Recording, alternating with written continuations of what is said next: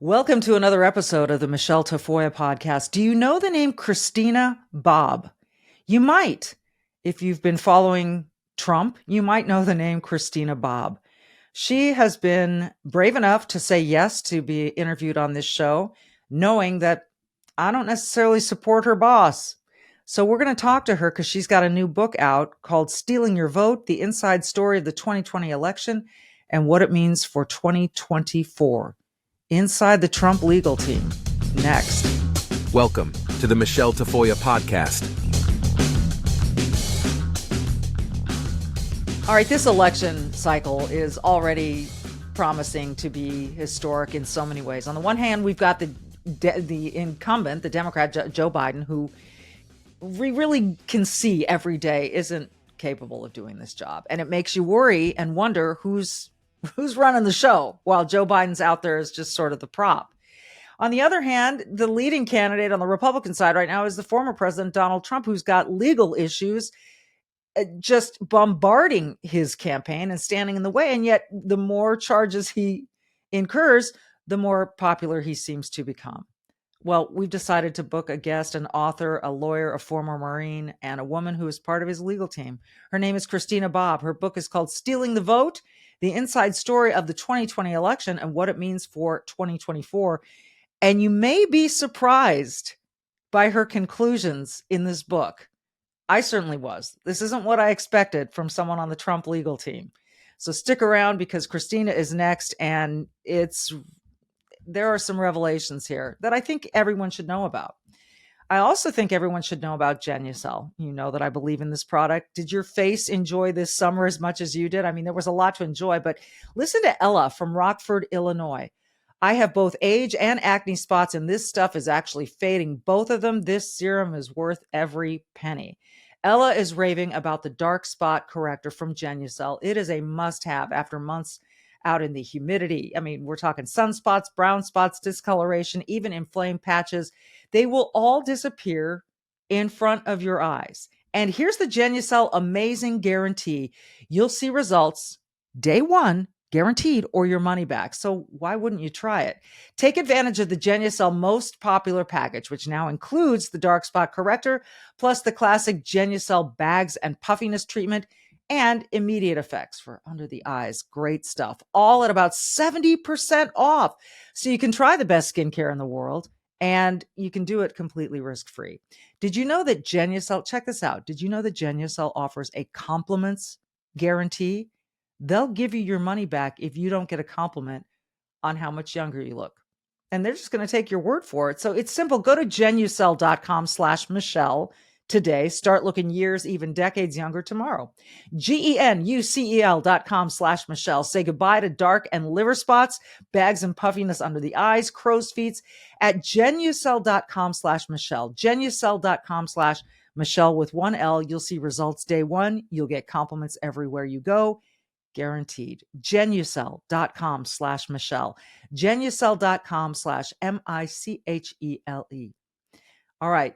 You want to hear about the election of 2020 and what one former Marine, current lawyer, also a reporter found?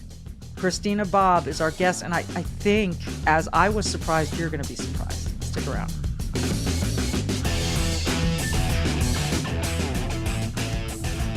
Christina, welcome. I have so many questions first about you because you have a fascinating background, and I would love the viewers, listeners to get to know who you are a little bit before we talk about the book and the content of the book, which is important as well. Stealing Your Vote is the book. Where were you born? So I was actually born in Michigan, but I was raised in Arizona, which is kind of funny that they're key states in all of this. But you've got it in the blood. You've got it in your DNA.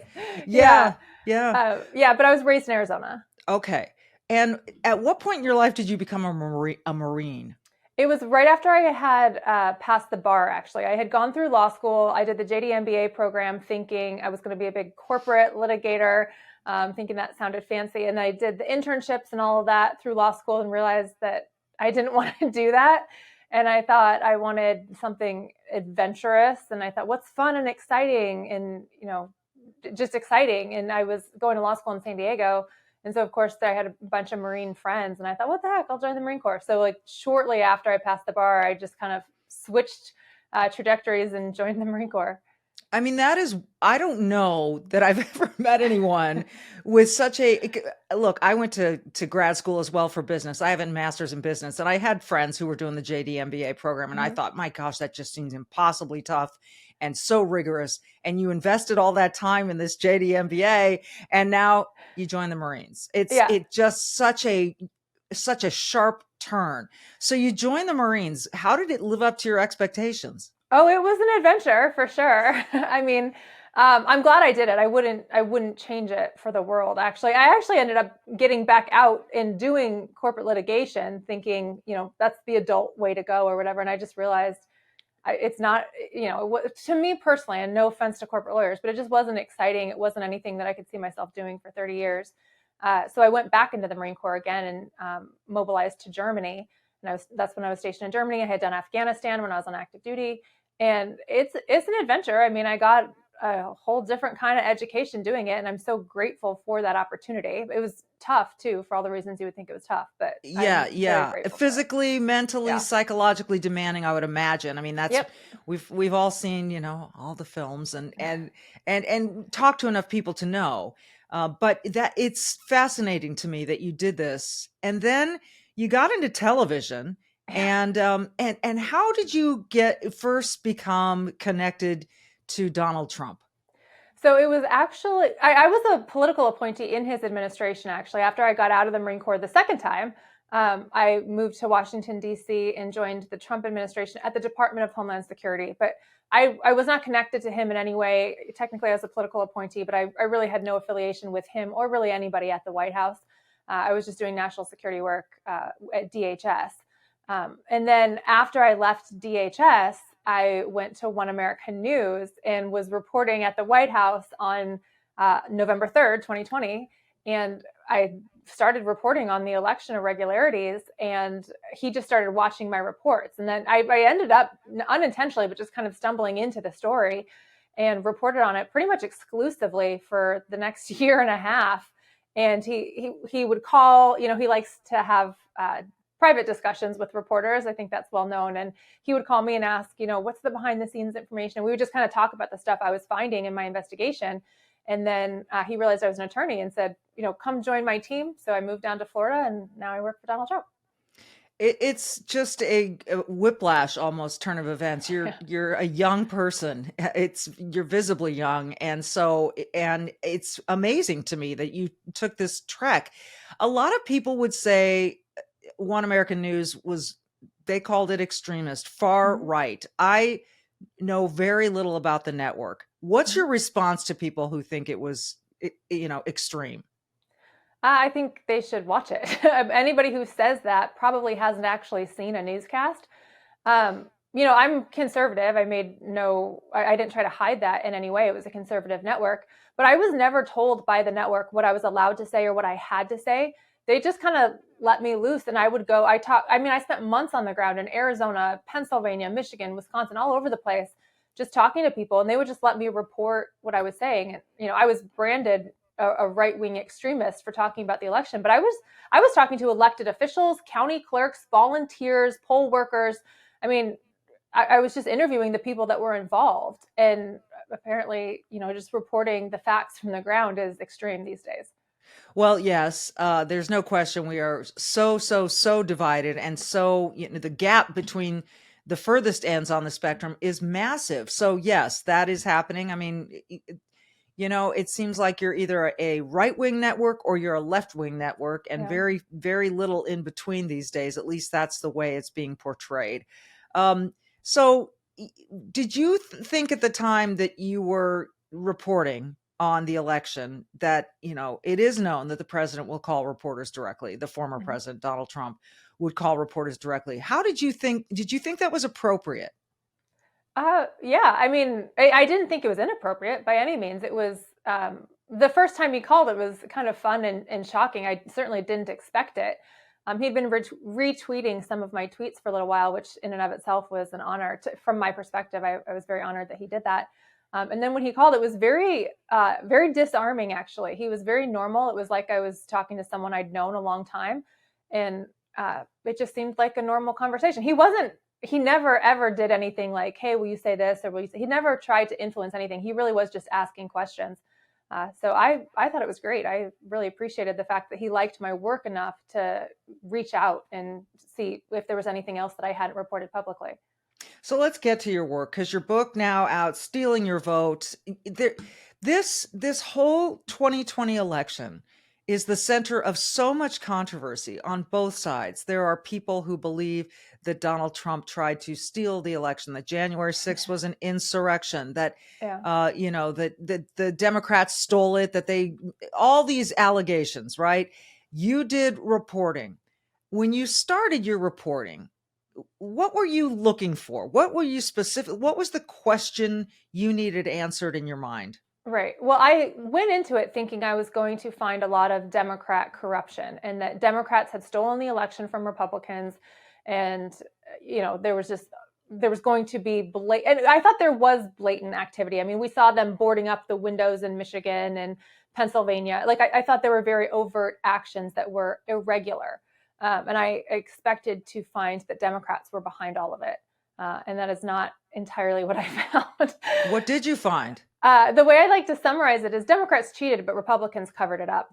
This was very much a joint effort between Democrats and Republicans. For example, the Racine County Sheriff found that the five of the six commissioners at the Wisconsin Election Commission, which is basically the Secretary of State in Wisconsin, he found that they committed election fraud. They did a year-long investigation into it, got several witnesses, and actually referred charges to the district attorney in Racine saying these folks committed election fraud. The Republican district attorney refused to prosecute. She just said, I don't have jurisdiction. I'm not going to do it, which of course she has jurisdiction over crimes committed in her county.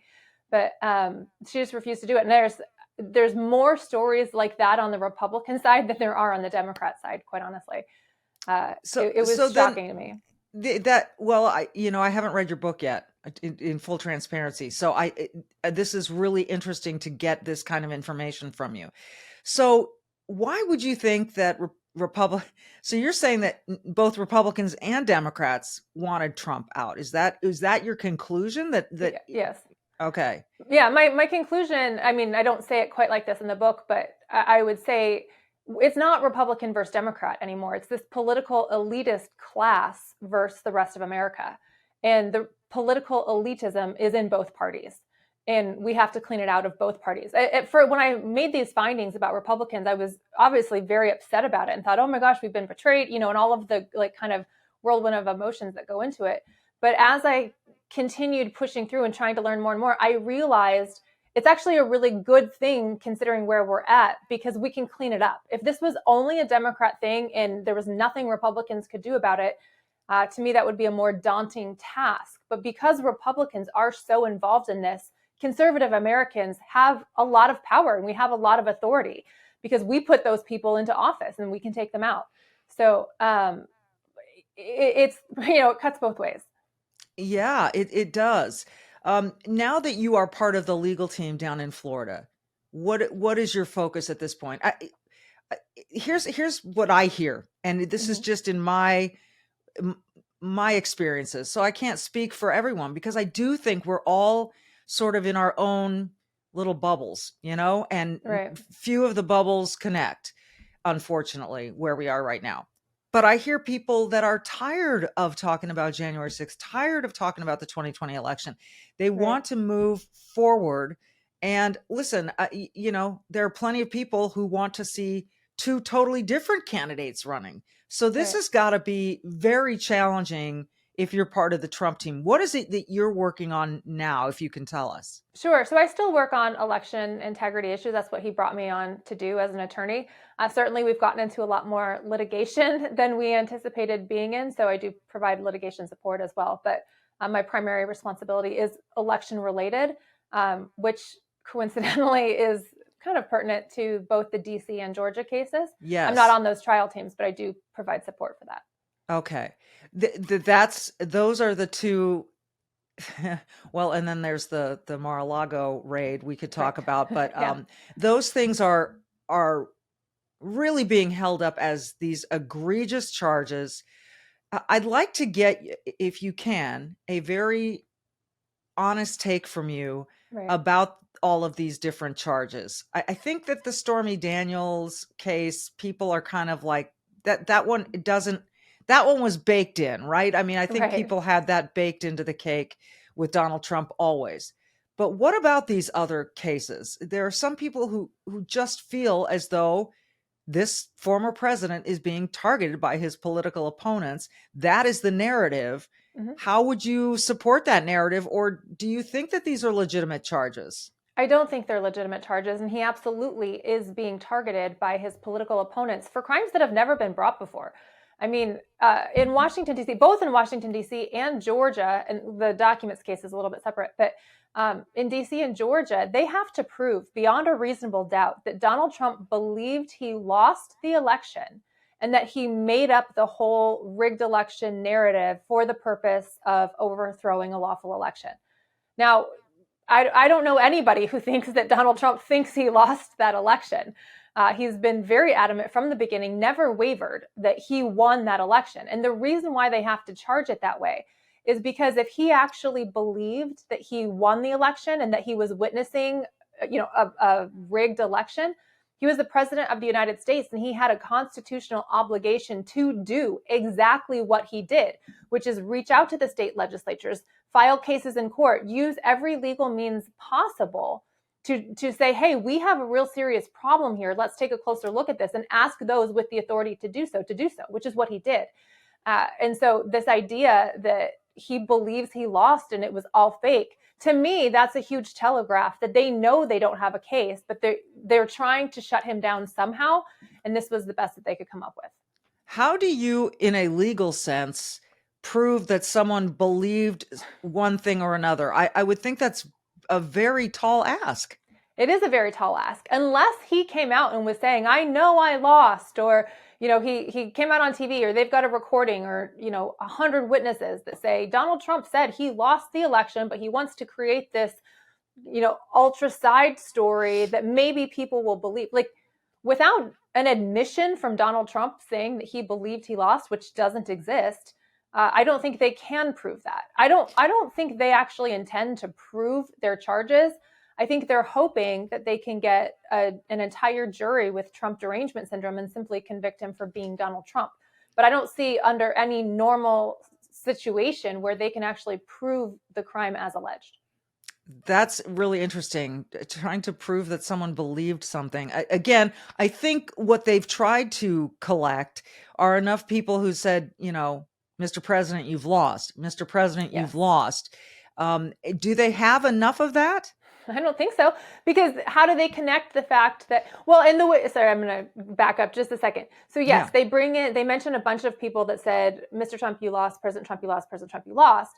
But then they also indict him for listening to other government officials who said, no, we think you won. We think you won, particularly from the Department of Justice. And then his legal team were like, no, we're seeing problems. So they're basically saying, you illegally listened to these people when you should have been listening to these people. And they have to prove that he believed the people they wanted him to.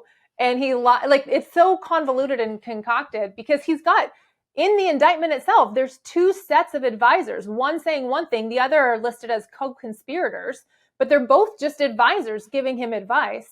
And apparently it's illegal to listen to one set of advisors over the other. And they have to prove that he actually was listening to the ones that they wanted him to, but was playing along with the other ones. I mean, it's silly. It's just silly. It's an amazing, no matter what you think about Donald Trump, this is a really fascinating case, and I'm sure it's fascinating to be part of it. The documents case as well. I mean, I just, when all of that happened, the raid, et cetera, this is not an issue of whether or not you're cheering for Donald Trump. To me, this is an issue of, what do you want the laws to be? Do you want them applied evenly to everyone? And when they're not, what should happen? So on the one hand, we're seeing a kid named Hunter Biden, I call him a kid, being really protected from Mhm. all kinds of legal accusations and so forth, from all kinds of litigation, although he is going to be indicted on this gun charge apparently by the end of September. But having that aside, now you see this mass of lawsuits or charges against the former president. On this, just on the face of it, clearly it's making a lot of voters, not all voters, but a lot of voters pretty upset. Why or why shouldn't they be upset? They should be upset because they're using millions of dollars in government resources for political purposes. And they're proving Donald Trump right when he says they're not after me, they're after you. I'm just in the way. And now this Georgia case with the 18 additional co-defendants, he's proving their point. And they've charged almost 20 people up in Michigan for similar acts. And so I say the left, as I mentioned before, it's not really right and left. It's this political class versus the rest of America. They are after us. And the reason they're going after attorneys is because they want to make sure that no attorneys will take a case like this. So the rest of us, when I or anybody else tries to speak out against it and they want to throw me in jail for it, they don't want any attorney to show up to defend me. So that's why they're going after the lawyers. They don't want us to have our defense. So Americans should be very upset about this, and it should spur everybody to action because this gets cleaned up from the bottom up, not from the top down. Clearly, the Biden administration isn't going to clean up their own corruption. So it's got to come from the precinct level. It's got to come from the county level. That's where we have to clean this up, and that's how we take our country back. And how do you think we can do that? Is there enough courage? Is there enough realization? Is there enough kind of overall knowledge and wisdom to get that done? I feel a little bit hopeless about it myself. Yeah, I get that question a lot. It's not hopeless. There are a lot of really great people out doing the work right now. Of course, no one's talking about them in the news because the news doesn't want you to know what they're doing. But there's tremendous grassroots organizations in all 50 states working at the precinct and county level to clean it up. Who would have thought that the most important election that you need to focus on is your county recorder, your county commissioner, or supervisor, however they refer to them in your counties. And there's an organization called causeofamerica.org, causeofamerica.org. Mike Lindell actually put it together. All it is a network. If you are looking to get involved in your local area, you can be in the middle of Kansas, you can be in the middle of New York, wherever. It's a network of people that have their own grassroots organizations in every county, in every state. So if you want to get involved, you can reach out to causeofamerica.org and they will tell you which organizations in your area you can get plugged into. So it's taking off. I mean, there's a lot of progress being made. People just aren't talking about it because, the media won't talk about it. Well, it's so interesting. I live in Minnesota. Mike Lindell's company is based here. I think I've spoken to him once on the radio. Mm-hmm. He has been cast as kind of a conservative, just Trump sycophant. And so it's really almost anyone that is working for or with the former president is cast in such a way. And I just wonder how that is for you. Like because I don't believe in characterizing any one group of people in any particular way. And I think what's getting lost on people, and again, truth be told, Christine, if I had my druthers, neither Biden nor Trump would be running. If that's just me. I would like to see some fresh, because I want this country to be united. Mm-hmm. And I don't know that either of these candidates represent that to most of America. Certainly Donald Trump unites a certain group of people. I think Biden is losing his unification capabilities by the moment over any group, but I would like to see us come together. So I mean, no offense by that. And I'm very open to having this conversation with you because you're very much on the inside of this and I want to learn. So, what is it like to be on that Team Trump and accept or have to defend, I guess, all the bludgeoning that comes your way? Well, it's terrible. I mean, as far as all of the attacks that we each receive individually, I've had the U.S. Marshal show up to my house. I've had the FBI show up to my house. I've been interrogated. I've had to testify. I've been subpoenaed a cajillion times. Why have they come to your house? For subpoenas, to issue subpoenas. So it's, apparently it comes with the territory. But to me, that sends a message that Donald Trump's the only one they're scared of. And quite honestly, I think Donald Trump's the only one that can clean out this administrative state. And people say, oh, well, I don't like the fact that Donald Trump is rather gruff, or I don't like his mean tweets, whatever. I don't think there's another person on the planet who could withstand the types of attacks that Donald Trump has withstood. And the political state or political class, whatever you want to call it, the establishment, the aristocracy, they recognize that Donald Trump has the strength to get us through this, because right now the American people are not in control of their government, and we need to be. And Donald Trump's purpose and everything that he's doing is to return control of the American government back to the American people and get rid of this political class. He's already a billionaire. He doesn't need to be doing this. He's not doing this for any type of ego trip. He's doing it because he knows that America's worth saving and he can save it. I mean, the Ron DeSantis's of the world, they can't withstand any of this. So as far as uniting the country, I think as truth comes out, and, you know, we still have these big messages coming from the leftist media that Donald Trump is bad, Donald Trump is bad. With all of these cases, they've now given Donald Trump a platform to prove his case. Even burden of proof is not his, but he's going to be able to demonstrate what actually took place. And I think that will unite people. Once people understand the level of corruption in our government, I think people will and already are starting to unite behind Donald Trump. Well, it's interesting because that is something I agree with, that there is corruption in the government. I mean, there's no question about it. And unfortunately, not all of the media are doing their jobs, right? They just aren't asking the pertinent questions. And sometimes it's just, as a former reporter, where you are there to dig up, it doesn't matter if you're covering sports or politics, Right. You're got to ask the right questions, right? And I don't think the right questions are being asked in the White House briefing, at least not by everybody. And it's amazing to me. Right. And it feels like there are just a bunch of sheep out there who kind of like to hand over control to this government that really has done some things that have really hurt America. And it's that is, I agree with you. That is what Donald Trump represents, or wants to say to people. Look, we got to get rid of the corruption. Unfortunately, as you've mentioned, there is a lot of, what do you want to call it? Trump derangement syndrome, whatever. People who think he is, you know, the second coming of the worst thing that ever has happened to mankind. You know, it's really, that's the part that troubles me, because he does have a really solid base of enthusiasm, but then everybody else, it's just, they feel 180 degrees different. I don't think there's anyone who's agnostic toward Donald Trump who doesn't feel one way or the other. And that is my fear.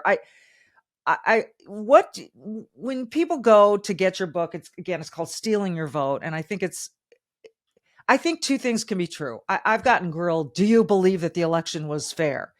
You know, two things can be true. You can say the election is over, Joe Biden won, but I do believe there was corruption in the election. And I don't think it's I don't think it's the first time that we've had corruption in elections. I live in Minnesota, and I think there's been plenty. So I think those two thoughts can be held by the same human. It's not like if you think, well, yeah, I think Biden won the election, that doesn't mean the election was perfectly fair, that it was clean. And how anyone can come to that conclusion without really sorting through the facts is a mystery to me. You seem to have sorted through the facts. What is your one reason that people should go read this book? Because we need you involved to clean it up. Donald Trump has outed the problem. He's exposed what we all kind of suspected was there, but nobody really focused on. He's exposed it all. He's doing what he can to combat it, but this is an all hands on deck moment, because it has to be cleaned up at the precinct level. I would encourage everyone, whether it's my book or some other way you get informed on the topic, please get informed and get involved, because we need everybody involved. This is an all hands on deck, clarion call moment for us to right this ship. We have the ability to do it, but we have to do it in 2024. Well, it's going to be just an incredibly historic election cycle. We know that for sure. Christina, it's so great to meet you and to talk to you. You have an amazing background, and you're living an incredibly challenging, exciting, historic sort of moment. And I applaud you for everything that you've done and for withstanding all the pressure. And we thank you for coming on the show. Thank you so much for having me. I'm honored to be here. All right. She is Christina Bobb. The book is Stealing Your Vote. really fascinating stuff. I know that people like to just say, election's over with, we're done with it, we're moving on. But do you want to move on and face future elections that may also have some fraud? We don't want that. This is America, for God's sakes. So be brave, do good, and we'll see you next time.